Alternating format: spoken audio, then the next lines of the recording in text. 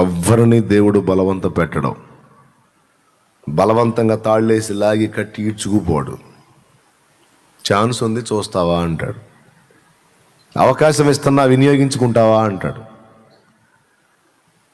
చురుగ్గా ఉంటే ఏం లేదు, నిద్రమోహం వేసుకొని చూద్దాంలే చేద్దాంలే అన్నట్టుగా ఉంటే నీ బతుకు అంతే, నా బతుకు అంతే, ఎవరిదేనంతే.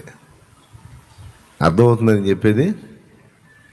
ఎలీషాకి అవకాశం చిక్కిందే తడవు, ఇక మళ్ళా తిరిగి రావడానికి కూడా అవకాశం లేకుండా అన్ని మార్గాలు బంధించి ఇక దేవుడే, ఇక ఆయనే సమస్తం అన్నట్టు పరిగెత్తాడు, ఇక వెనకడుగు లేదు.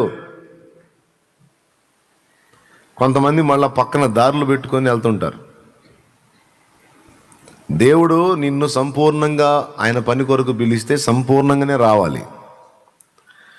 లేదు పౌల్లాగా ఉపాధి నీ సొంతంగా చేసుకుంటూ నువ్వు పరిచర్య చేయమని చెప్పాడని ఆ విధంగా నిన్ను ప్రేరేపించాడు అనుకో, అలానే వెళ్ళాలి.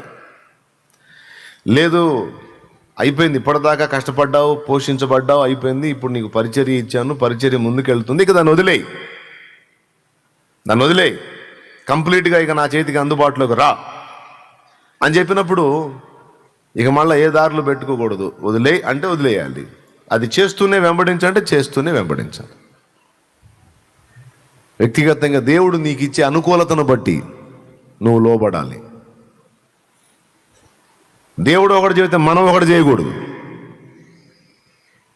కొంతమంది అట్లా ఆ టైపు చేస్తుంటారు అన్నమాట. వెళ్దాం, పరిచర్యకి వెళ్దాం, అంతా లైన్గా ఉంటే చూద్దాం, బిడిసిందనుకో వచ్చి మన పని మనం చేసుకుందాం. వచ్చి మన పని మనం చేసుకోవడానికి ముందు లైన్ క్లియర్గా పెట్టుకోవాలి. అంటే ఎట్లని అట్లానే పెట్టుకోవాలి, కాడిని ఎంత పెట్టుకోవాలి, దున్ని ఎరకను కూడా మొత్తం సేవ్ చేసి జాగ్రత్త చేసుకోవాలి. అక్కడ వర్కౌట్ కాలేదనుకో వచ్చి జ్వరపడదాం. మళ్ళా తిరిగి రావడానికి దారి కూడా లేకుండా మొత్తం వైనం చేసిపోయాడు.